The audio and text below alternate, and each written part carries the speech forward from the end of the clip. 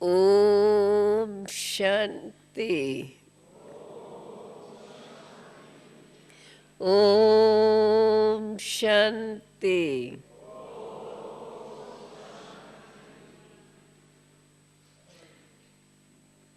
परम धाम से एक ज्योति आई या अनेक ज्योतियां आ गई। हम सब ज्योति स्वरूप आत्माएं कहाँ से आए? या कहेंगे परम धाम से एक ज्योति आई और उन्होंने आके सबको जगाया। जो ज्योति स्वरूप आत्माएं स्वयं स्वयं को भूल गई और बाप ने आकर के हम सबको स्मृति दे करके फिर से वह ज्योति स्वरूप बनाया। तो बाबा ने ऐसे ऐसे गीत जो हमें स्मृति दिलाते रहे, और जब स्मृति में हम लोग आ जाते हैं तो वह स्मृति शक्ति स्वरूप बन जाती है, क्योंकि यह अनादि स्वरूप की स्मृति जब अपने अंदर जागृत हो जाती है तो अनादि काल, आदि काल और फिर सारा ही चक्कर जो बाबा ने हम बच्चों को बताया है वो सारी बातें बुद्धि में आ जाती है। अर्थात मास्टर त्रिकालदर्शीपन की स्थिति बन जाती है। आज रविवार के दिन अव्यक्त बाप दादा की मुरली रिवाइज कोर्स की सुनते हैं, और मैं समझती हूँ आप सबको पता होगा ये मुरलियाँ एकदम शुरू में जब भजन अव्यक्त पाठ शुरू हुआ है उस समय शुरू की मुरली है। और शुरू में अव्यक्त बाप दादा ने कैसी ऊंची, अर्थात हम बच्चों के बुद्धि को कितना ऊंचा ले गए हैं यह हम अभी की अव्यक्त रिवाइज कोर्स से अनुभव करते रहेंगे। अगर हम उसको इसी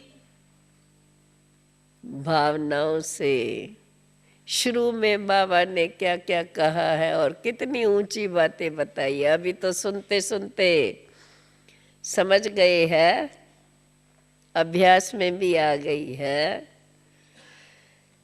तो आज की मुरली का विशेष मनसा वाचा कर्मणा को ठीक रखने के लिए कौन सी विधि है। सदा हमारी मनसा वाचा कर्मणा ठीक रहे, ऊंची बनी रहे, उसकी विधि। तो जैसे जैसे हम सुनते जाएंगे वैसे वैसे उस बात को अपने में अनुभव करने का प्रयत्न करेंगे। तो आज की अव्यक्त मुरली रिवाइज कोर्स 8 तारीख मई, जनवरी में शुरू हुआ, ये मई है 69, पहला ही वर्ष है, 2-4 मास ही हुआ है। तो यह मुरली 8 तारीख मई मास और 69 वर्ष की, पहले वर्ष की। हेडिंग है मुरली की, मनसा वाचा कर्मणा को ठीक रखने की विधि। कौन सी? अपने पास निकालो जवाब। कौन सी स्थिति में हम रहें जो हमारी सदा मनसा भी ठीक रहे, वाचा भी केवल ठीक ही नहीं परंतु शक्तिशाली, और कर्मणाम भी ऐसी ही युक्ति युक्त और योग युक्त रहे। अपने पास जवाब निकालो। निकाला जवाब? फिर सुनाऊंगी। अब सुनो बाबा की विधि। मनसा वाचा कर्मणा को ठीक रखने की विधि निराकारी, निरअहंकारी। मनसा के लिए निराकारी स्थिति, वाचा के लिए निरअहंकारी स्थिति, और कर्मणा के लिए निर्विकारी स्थिति। ये है मुरली की हेडिंग। आया ये जवाब किसको? जिसको आया हो वो जरा हाथ तो उठाना। 2-3 है। अच्छा, पढ़ ली थी मुरली? अच्छा, आज अव्यक्त बाप दादा की मुरली है। आज बाप खास एक विशेष कार्य के लिए आए हैं। यहाँ जो भी सभी बैठे हैं वह सभी अपने को निश्चय बुद्धि समझते हैं। ये तो कोई नहीं कहेगा हम निश्चय बुद्धि नहीं है। तो कोई ने जवाब दिया है नंबरवार है।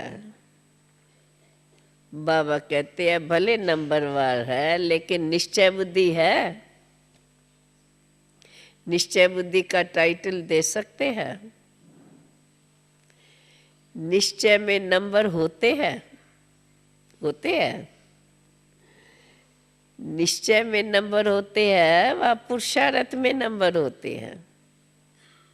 निश्चय में कभी भी परसेंटेज नहीं होती और न निश्चय में नंबरवार होते हैं।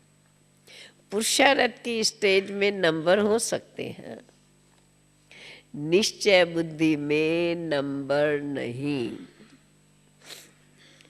वा तो निश्चय वा तो संशय, बस 2 बातें। निश्चय तो निश्चय, नहीं तो संशय। निश्चय में अगर जरा भी संशय है, चाहे मनसा में, चाहे वाचा में अथवा कर्मणा में, लेकिन मनसा का एक भी संकल्प संशय का अगर है तो उसको क्या कहेंगे?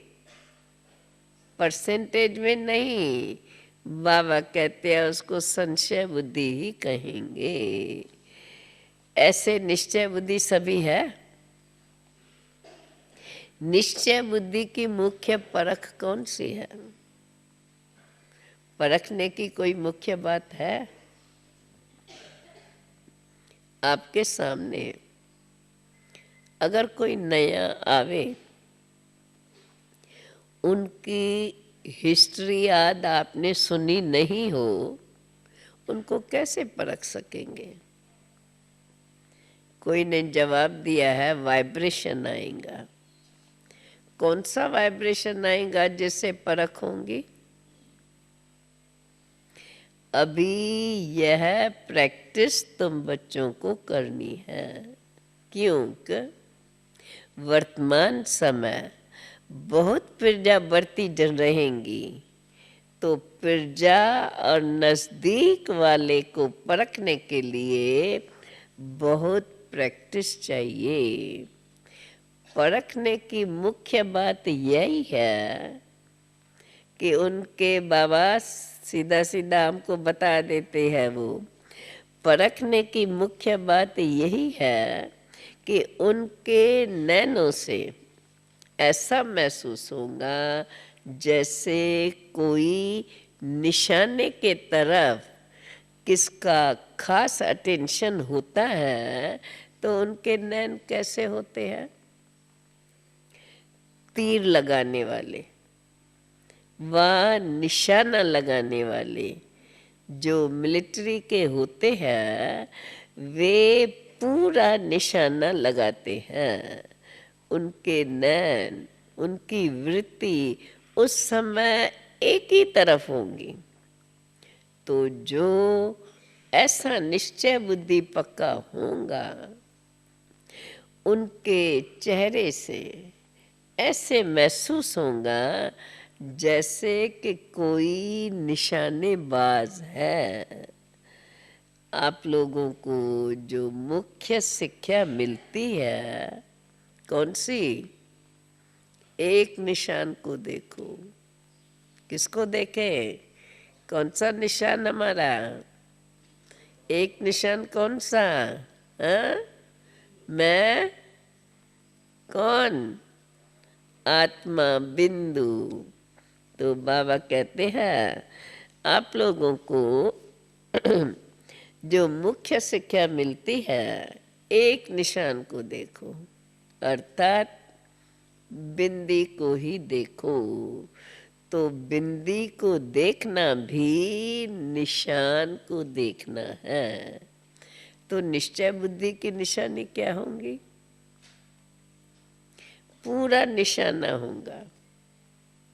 निशाना जरा भी हिल जाता है तो फिर अगर अपनी दृष्टि निशाने से जरा भी हिल जाती है, बाबा कहते हैं फिर तो हार हो जाती है।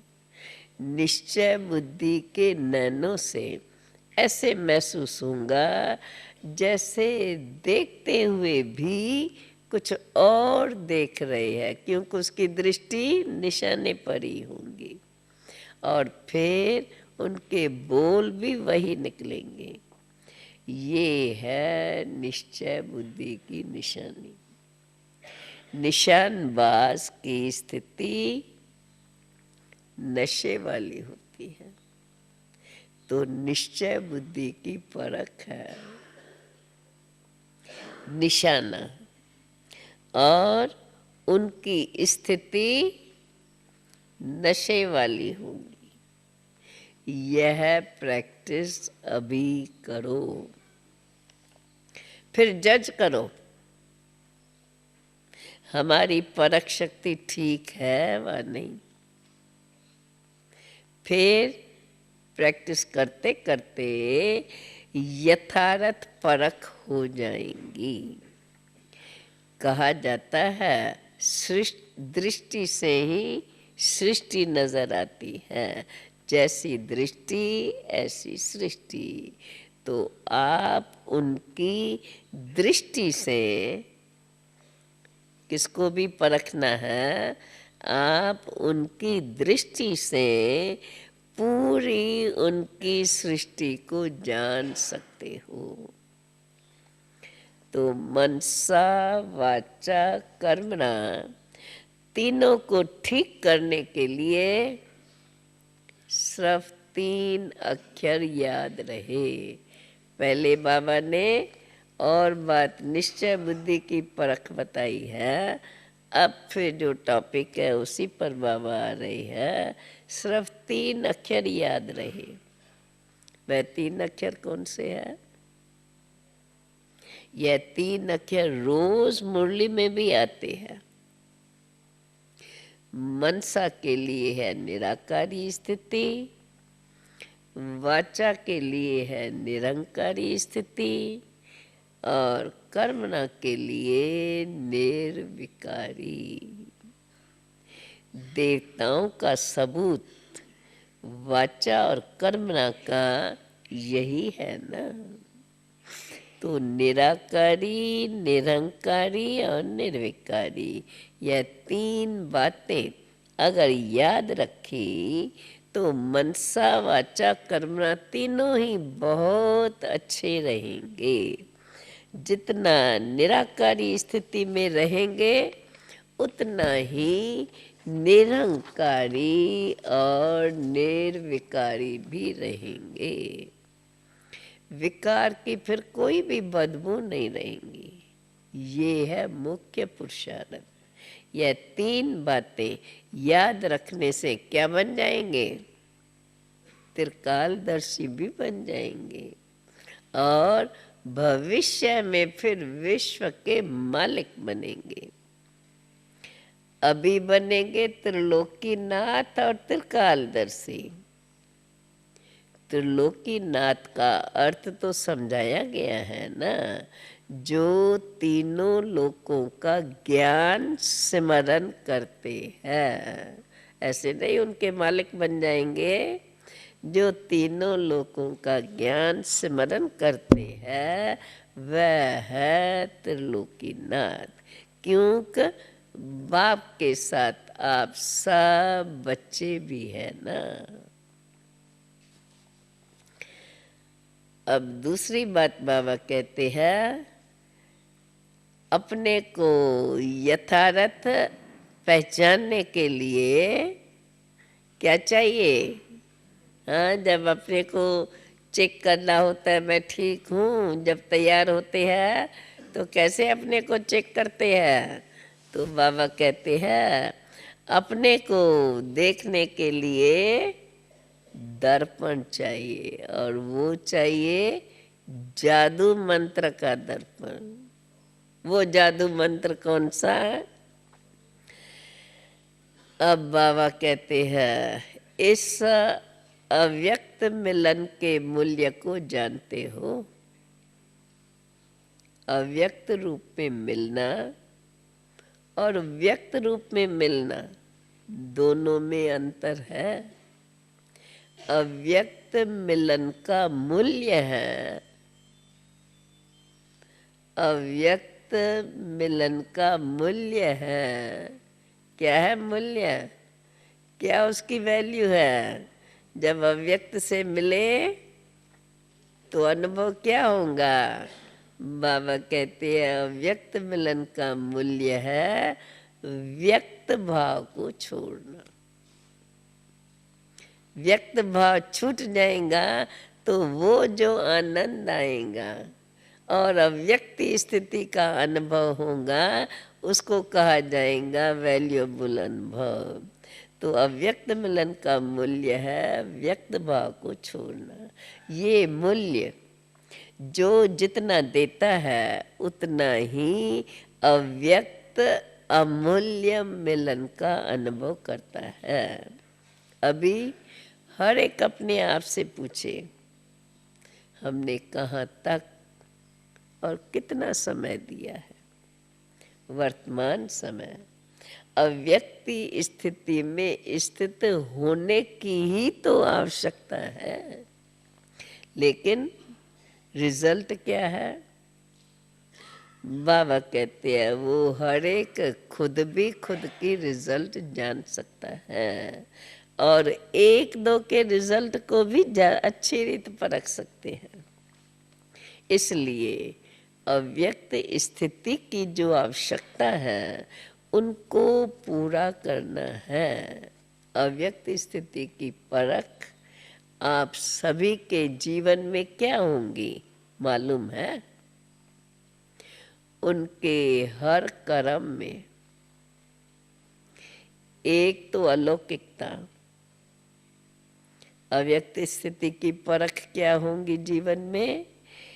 एक तो उनके हर कर्म में अलौकिकता और दूसरा हर कर्म करते हर कर्म इंद्रियों से अति इंद्रिय सुख की महसूसता आएंगी। उनके नैन चैन उनकी चलन सदा अति इंद्रिय सुख में हर समय रहेंगी। तो उनके जीवन में अलौकिकता और अति इंद्रिय सुख की झलक हर कर्म में देखने में आएंगी, जिससे मालूम पड़ेगा ये व्यक्त में होते भी अव्यक्त स्थिति में स्थित है। अगर यह दोनों ही चीजें अपने कर्मों में देखते हो तो समझना चाहिए कि बरोबर मैं अव्यक्त स्थिति में स्थित हूँ। अगर नहीं है तो फिर अपने को रियलाइज करना है कि ये अभी मेरे में कमी है, इस कमी के लिए मुझे पुरुषार्थ जरूर करना चाहिए। बाबा कहते हैं अव्यक्त स्थिति को प्राप्त होने के लिए शुरू से लेकर एक स्लोगन सुनाते आए हैं।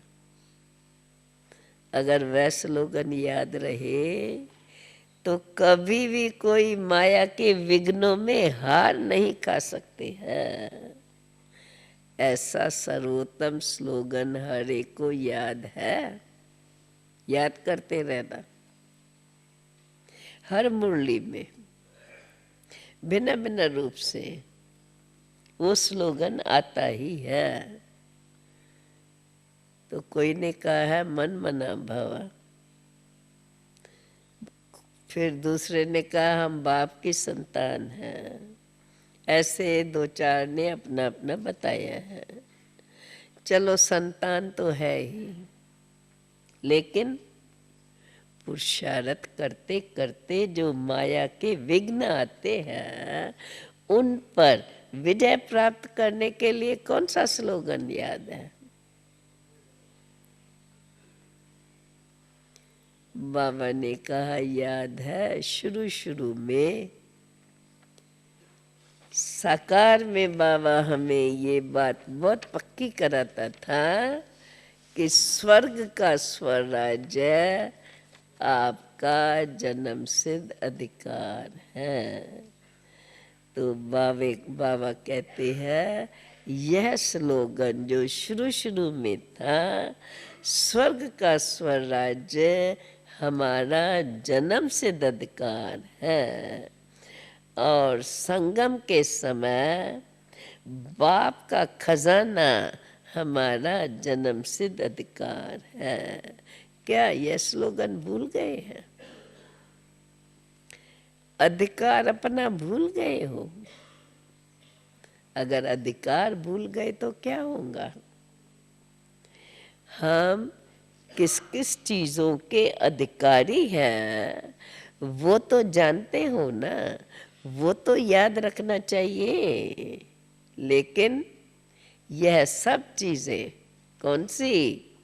स्वर्ग का स्वराज्य हमारा जन्म सिद्ध अधिकार है, और बाप के सर्व खजाने हमारा जन्म सिद्ध अधिकार है। तो बाबा कहते हैं यह तो याद रखना चाहिए, अधिकार थोड़े भूल जाना चाहिए। अधिकार भूल गए हो तो क्या होगा? हम किस किस चीज़ों के अधिकारी है जानते तो हो ना, लेकिन ये सब चीज़ें हमारा जन्म सिद्ध अधिकार है। जब अपने को अधिकारी समझेंगे तो माया के अधीन नहीं होंगे। बाबा हमें क्यों याद दिला रहे हैं? अधिकारी समझने से माया के अधीन नहीं होंगे। अधीन होने से बचने के लिए अपने को अधिकारी जरूर समझना है। पहले संगम युग के सुख के अधिकारी, फिर भविष्य में स्वर्ग के सुखों के अधिकारी। तो अपना अधिकार भूलो मत। जब अपना अधिकार भूल जाते हो तब कोई न कोई बात के अधीन बन जाते हो, और जो अधीन हो जाता है पर अधीन, वैसे भी कहावत है पर अधीन सुपने सुखनाई, ऐसी कहावत है। तो बाबा कहते हैं जो पराधीन होते हैं वे कभी भी सुखी नहीं रह सकते। पर अधीन, दूसरे के अधीन हर बात में मनसा वाचा कर्मणा दुख की प्राप्ति में ही रहते हैं। और जो अधिकारी है वे अधिकार के नशे और खुशी में रहते हैं और खुशी के कारण सुखों की संपत्ति उनके गले के में माला के रूप में परोई हुई रहती है। बाबा पूछते हैं, बच्चे सत्युगी सुखों का पता है? सत्युग में कैसे सुख होंगे? बाबा याद दिलाते हैं हमें, सत्युग में तो खिलौने, खेलने की चीजें छोटी छोटी, वह भी सब रतन जर्त से जड़ी हुई होंगी। तो सत्युग में तो बाबा कहते हैं तुम सभी रतनों से खेलेंगे। आप लोगों ने सत्युगी सुखों की और कलयुगी दुखों की लिस्ट तो बना दी है, लगा दी है, ये बनाई थी बीच में। लेकिन संगम युगों के सुखों की लिस्ट बनाएंगे तो उससे भी दुगुनी हो जाएंगी। वही सत्युगी संस्कार अभी स्वयं में भरने हैं। जैसे छोटे बच्चे होते हैं सारा दिन खेल में ही मस्त होते हैं, कोई भी बात का उनको फिक्र नहीं रहता है। इसी रीति हर समय सुखों की लिस्ट, रत्नों की लिस्ट बुद्धि में दोहराते रहो और इन सुखों रूपी रत्नों से खेलते रहो तो कभी भी ड्रामा के खेल में हार नहीं खाएंगे। अभी तो देखो कहाँ कहाँ हार हो जाती है ना। बाबा कहते हैं देखो बाप दादा का बच्चों से कितना स्नेह है। बाप दादा का स्नेह तो अविनाशी है और बच्चों का स्नेह है अविनाशी। जितना बाप का स्नेह अविनाशी है, सदा बाबा हमें आगे बढ़ाने, ऊंचा उठाने की विधि ही बताते रहते हैं। तो बाबा कहते हैं बाप दादा का स्नेह तो अविनाशी है और बच्चों का स्नेह कभी कैसा रहता है, एक रस नहीं है। कभी तो बहुत स्नेह मूर्त कर देखने में आते हैं और कभी स्नेह मूर्त के बजाय बाबा पूछते हैं कौन सी मूर्त दिखाई पड़ती है? बात तो है स्नेही मूर्त या तो संकटमयी मूर्त। स्नेह नहीं तो संकटमयी, विघ्नों में। अपनी मूर्त को देखने के लिए अपने पास क्या रखना चाहिए?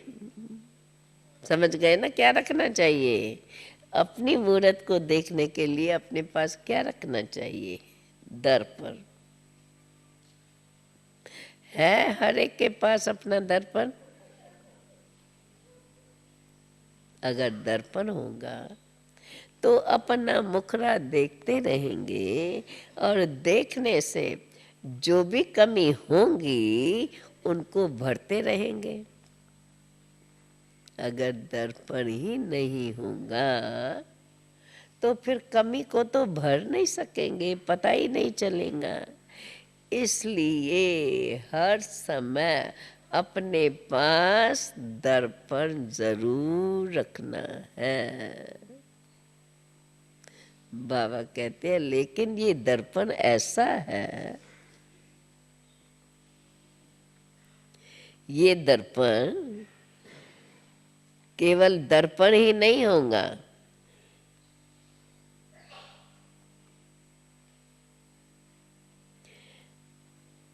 ये दर्पण अगर दर्पण ही अपने पास नहीं होगा तो कमी को तो फिर भर नहीं सकेंगे। इसलिए हर समय अपने पास दर्पण रखना जरूरी है।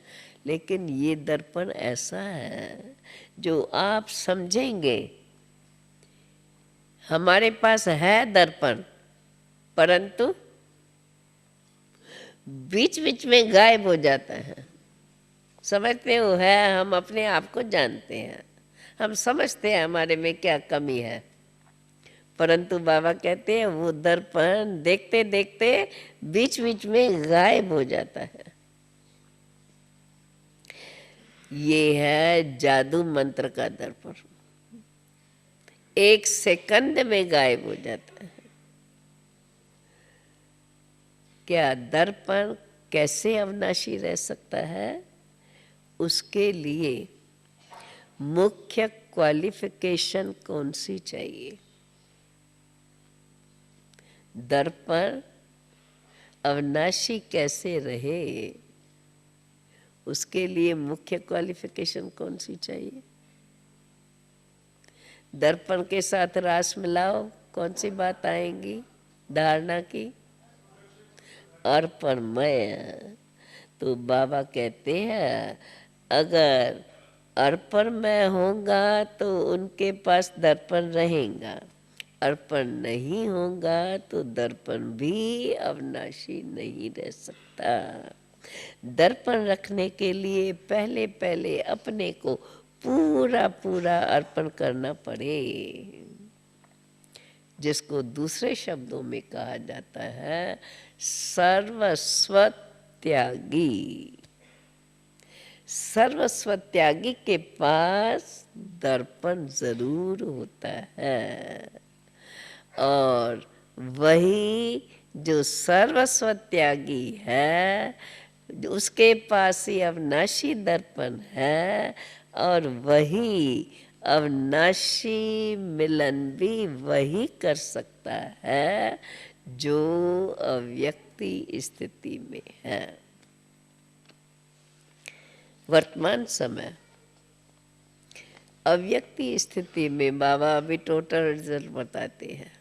वर्तमान समय अव्यक्ति स्थिति में ज्यादा कमी देखने में आती है तो दो बातों में तो ठीक हो। अव्यक्ति स्थिति की ज्यादा कमी देखने में आती है, अब दो बातों में तो ठीक हो, परंतु एक और बात चाहिए। कौन सी बातों में ठीक हो? कथन करना, समझाना करना, कथन करना और मंथन करना, विस्तार करना और समझाना। बाबा कहते हैं ये दो बातें तो ठीक है, ये दोनों ही सहज है। अब तीसरी बात क्या है? एक होता है मथन करना और दूसरा होता है मनन मथन, दोनों मिल जाते हैं। और फिर दूसरा होता है उससे आगे की स्टेज मग्न रहना।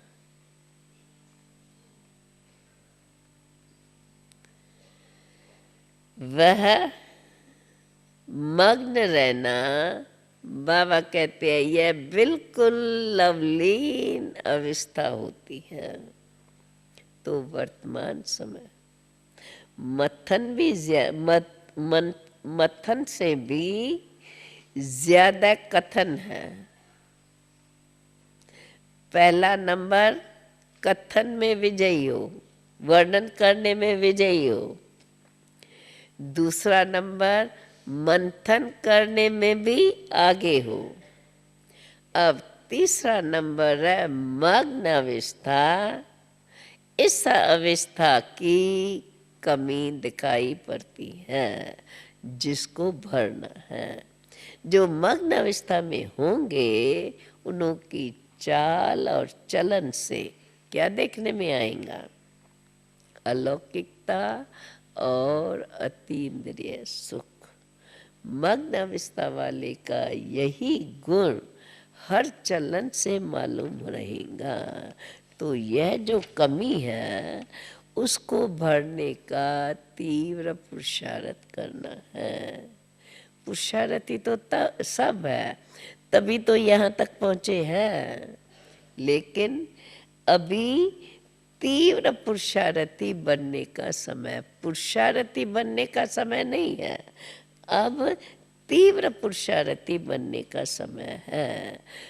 तो अब बनना है तीव्र पुरुषार्थी। और अगर पुरुषार्थी बनेंगे तो क्या होगा? समय है तीव्र पुरुषार्थ का। तीव्र पुरुषार्थी रहेंगे तो मंजिल पे पहुंचेंगे। अगर पुरुषार्थी बन करके चलेंगे तो क्या होगा? जरूर मंजिल से दूर ही रह जाएंगे। अभी तीव्र पुरुषार्थी बनने का समय चल रहा है। अब इससे जितना लाभ उठाना चाहिए उतना उठाते हैं व नहीं, ये हर एक अपने आप को चेक करे। इसलिए कहा है कि अपने पास हर दम सदा पल पल दर्पण रखो तो तुम्हें अपनी कमी का झट मालूम पड़ जाएगा और अपने पुरुषार्थ को तीव्र करते हुए आगे चलते रहेंगे। अच्छा, ये सबसे मिलकर के बाबा ने आगे पुरुषार्थ के लिए अटेंशन खिंचवा दिया है।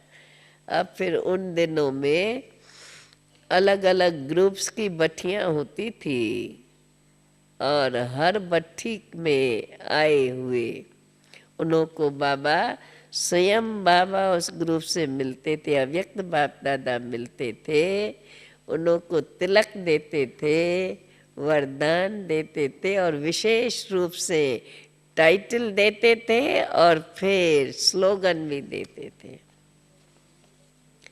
तो अब कुमारियों के सर्विस के तिलक का दिन है। सर्विस करने वाली कुमारियाँ, उनके ग्रुप की भट्टी है तो उसके तिलक का दिन है। जैसे आप लोगों के म्यूज़ियम में ताजपोशी का चित्र दिखाया है ना, लेकिन आपके सर्विस के तिलक के दिवस पर देखो कितनी बड़ी सभा इकट्ठी हुई है, क्योंकि वो सीजन में सब आ गए ना, इतनी खुशी होती है। लेकिन यह याद रखना, बाबा कुमारियों को जो भट्टी में आई हुई है उन्हों को बोल रहे हैं, याद रखना जितना सभी के आगे तिलक लगा रहे हो इतने सभी आपको देख रहे हैं। सभी के बीच में तिलक लग रहा है, ये नहीं भूलना। इतना ही सबके बीच में तिलक लगा रहे हो, इतना ही हिम्मतवान बनना है। बाबा कह रहे हैं इस तिलक की लाज तुम्हें रखनी है। तिलक की लाज अर्थात ब्राह्मण कुल की लाज। ब्राह्मण कुल की मर्यादा क्या है सुनाया ना। जो ऐसे पुरुषोत्तम बनने की हिम्मत वाले हैं वही आकर के ये तिलक लगा सकते हैं। ये तिलक साधारण नहीं है। उस समय तिलक भी हर ग्रुप को वैरायटी तिलक, किसको बिंदी, किसको त्रिशूल, किसको चंद्रमा, किसको स्टार, भिन्न भिन्न, और उसका बाबा अर्थ बताते थे। सब दिन होवत न एक समान वे दिन भी बीते, अब तो तिलक भी नहीं मिलता है। तो बाबा कहते हैं ब्राह्मण कुल की मर्यादा क्या है? जो ऐसे पुरुषोत्तम बनने के हिम्मत वाले हैं वे तिलक लगा सकते हैं। ये तिलक साधारण नहीं है। वहाँ भी इतनी सारी सभा देखेंगी, आप सभी ब्राह्मण इकट्ठे हुए हो कन्याओं के सर्विस के तिलक पर। सर्विस करने वालों को एक विशेष गुण का अटेंशन रखना है। जो ऑलराउंड सर्विस करने वाले होते हैं उन्हों को विशेष इस बात पर ध्यान रखना है, कैसी भी परिस्थिति हो, लेकिन कैसी भी परिस्थिति हो, लेकिन अपनी स्थिति एक रस हो, तब कहेंगे ऑलराउंड सर्विस की सफलता।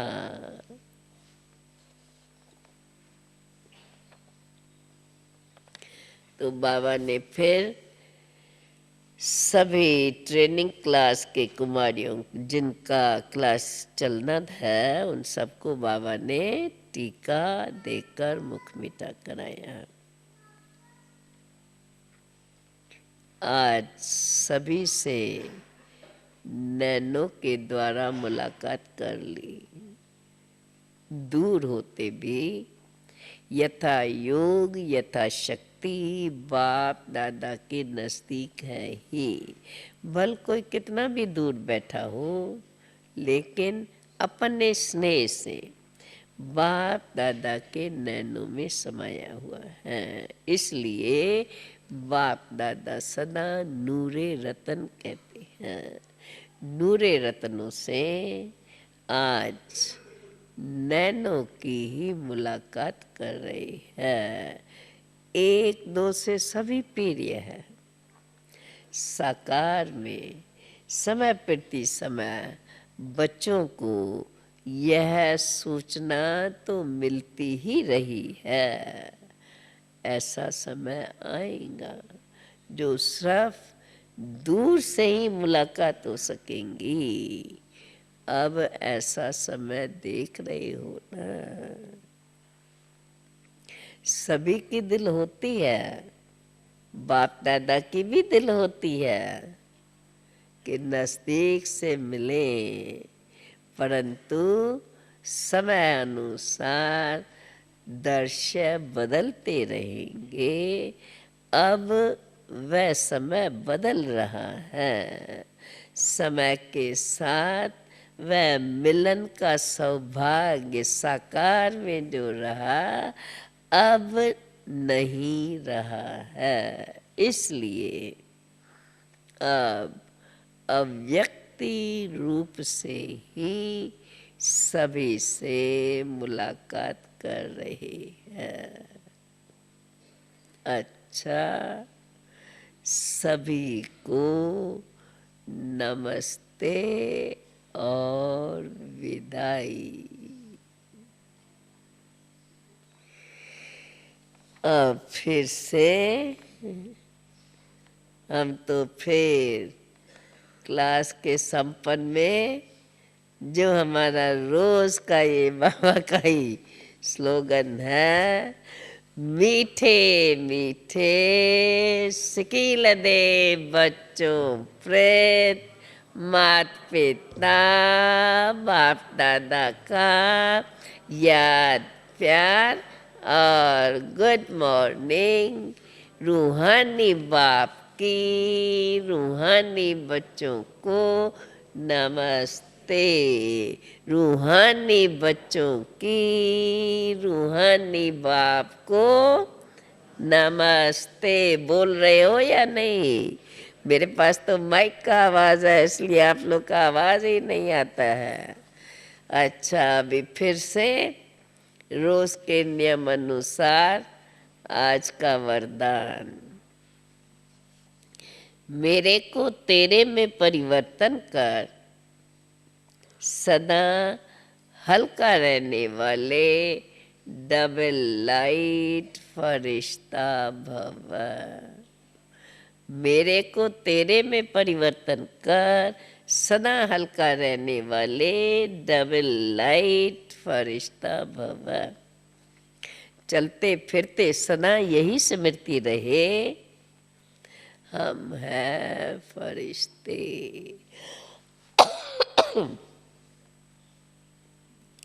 फरिश्तों का स्वरूप क्या है, फरिश्तों के बोल क्या, कर्म क्या, वह सदा स्मृति में रहे, क्योंकि अब तो बाप के बन गए।